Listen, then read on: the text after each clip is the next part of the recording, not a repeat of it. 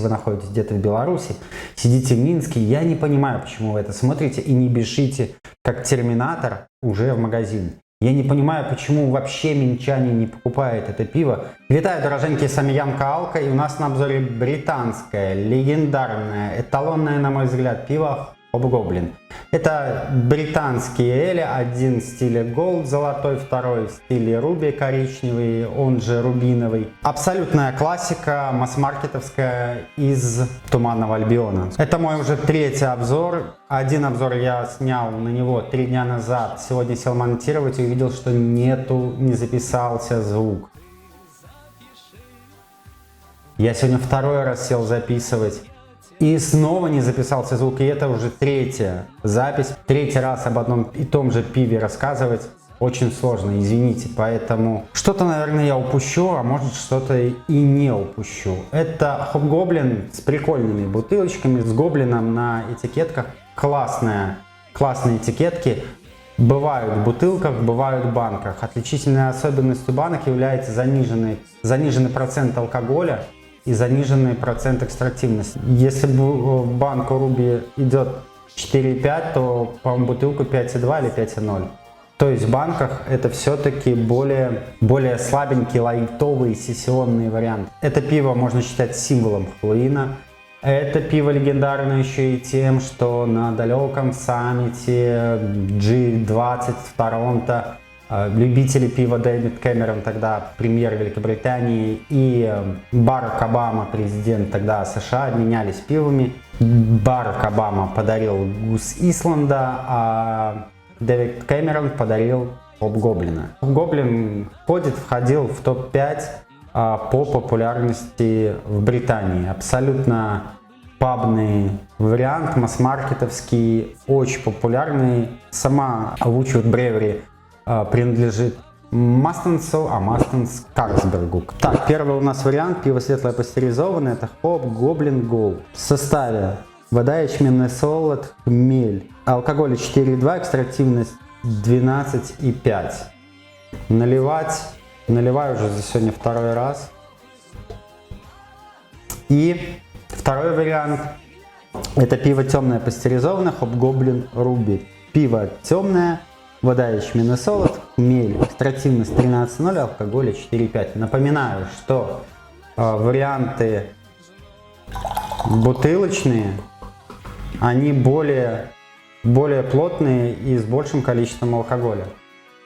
Итак, цвет. Цвет у обоих вариантов пива очень крутой. Возможно, вот здесь он желтит вам, но это просто выключена немножко яркость.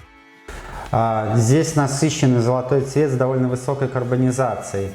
Ruby — это коричневый цвет с красным оттенком. Здесь пенная шапка белая, здесь во втором варианте бежевая. Более мелкозернистая все-таки у Ruby. Также Ruby менее карбонизирован. Такой прям пабный вариант. Не касковый, но такой. Аромат. Сразу хочу сказать, что аромат Hobgoblin Gold мне очень нравится. Это вау, какой аромат. Так, а будет видно. Пенная шапка у Hobgoblin Gold среднезернистая, такая довольно стойкая, но не сказать, что она прям кремовая. Вот цвет очень крутой, золотой, прям золото, янтарный, очень красивый. В аромате цитрус, немножко хвои, леденцы. У Ruby кофе, ириска, леденцы, капелька жжёнки. Пробуем на вкус. Я сегодня, если честно, уже второй раз пробую. Но ничего нового я не услышу. Средней полнотелости, без солода, очень сухое, хрусткое. Послевкусие с горчинкой. Горчинка мягкая, недолгая, не напрягающая. То есть этого пива можно много, сидеть долго, много и пить в баре. Но мне в Голде очень нравится аромат. Это что-то и поапнутое, вот такое, по хмелям. Прям я кайфую от аромата. Здесь классно подобранный хмель. Здесь цитрус, елка, ни в одну сторону, ни во вторую. Прям вау. Чуть-чуть травок каких-то. класснейший аромат, но за счет того, что пиво сухое, оно не сказать, что пустое совсем, но такая средней полнотелости. Хотелось бы более плотная. Возможно, бутылочный вариант, вот было бы прикольнее сравнить. Возможно, бутылочный вариант, он более полнотелее. Здесь все-таки очень сухо. С другой стороны, здесь не переборщились с хмелем вкусовым на послевкусие. Если бы еще горечь была жесткая и долгая, то это было бы плохо. А так это хорошо. Но просто от этого аромата классного ждешь немножко во вкусе какого-то солода. Здесь не хватает чуть-чуть вот, как будто пожалели. Чуть-чуть я вот жду более интересного вкуса. А так это пустенько довольно. Но горчинка очень, обратно же, с хмелями здесь поработали. Просто супер. Но, на мой взгляд, немножко есть небольшой дисбаланс аромат-вкус. Это хорошо, это классно.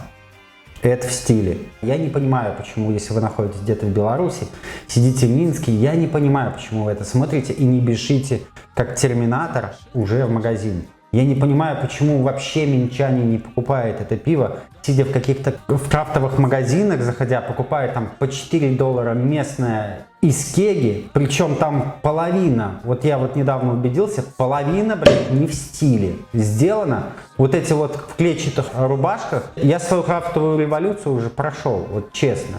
Но вот эти чудачки, я пишу буквально на прошлой неделе, ребятки, на форуме, есть Hobgoblin, по $2, бежите раскупать. Что я вижу? Попса, уепса и так далее. Какая это попса? Это эталоннейшее масс-маркетовское пиво. Это абсолютно классный стиль. Это все в стиле. Нет, мы будем крафт пить, который не в стиле абсолютно.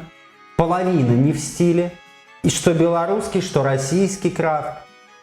Нет, мы будем по 4 брать херню в разливайке из грязных кранов. А нормальное пиво нам не надо. Извините, отбомбился. Руби, если честно, мне больше нравится. Здесь все-таки баланс, на мой взгляд, практически идеальный. Есть какая-то винность, которую никто не улавливает, я почему-то улавливаю. Карамелька, леденцы, шоколад. Чуть-чуть сладости солода. Кофе. Ну, кофе, шоколад, что-то такое.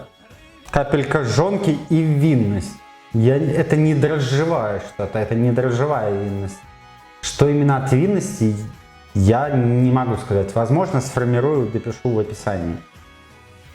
Но есть вот какая-то винная нотка. Вкус. Полнотело, мягко, сладко. Солодово. Мягкая горчинка на послевкусии перекрывается сразу же с солодом. Прям вау. Вот это вот пиво абсолютно пабное. В пабе, в баре сидишь, попиваешь, наслаждаешься, кайфуешь. Не будем долго размусоливать. Здесь, в Голде, на мой взгляд, немножко есть дисбаланс аромат. Ну, очень крутой аромат для меня. Мне очень нравится. Я напоминаю, это масс-маркет. Это не крафтовая какая-то пивоварня. По сути, Карлсберг. Но это эталонное пиво, которое вы можете...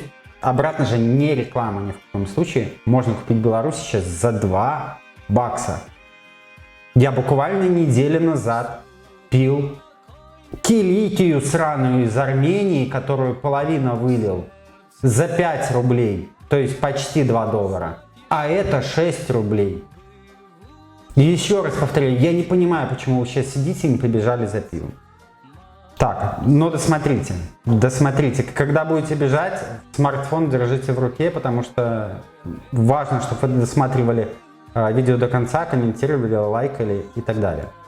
Подписываться даже не обязательно, кстати, просто смотреть до конца, лайкать и комментировать.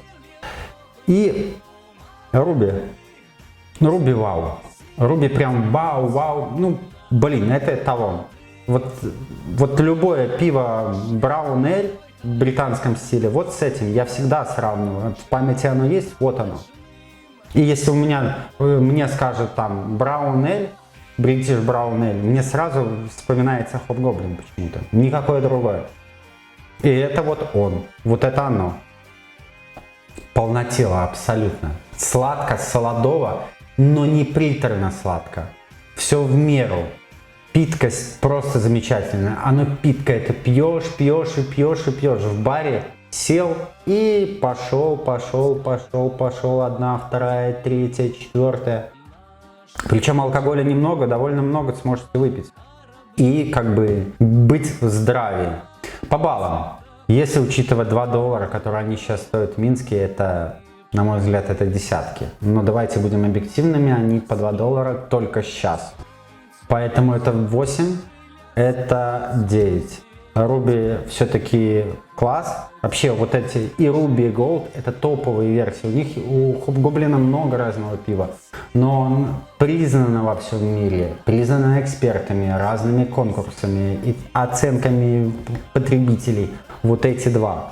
И это на самом деле классное пиво. Рекомендую это пиво, мне не стыдно.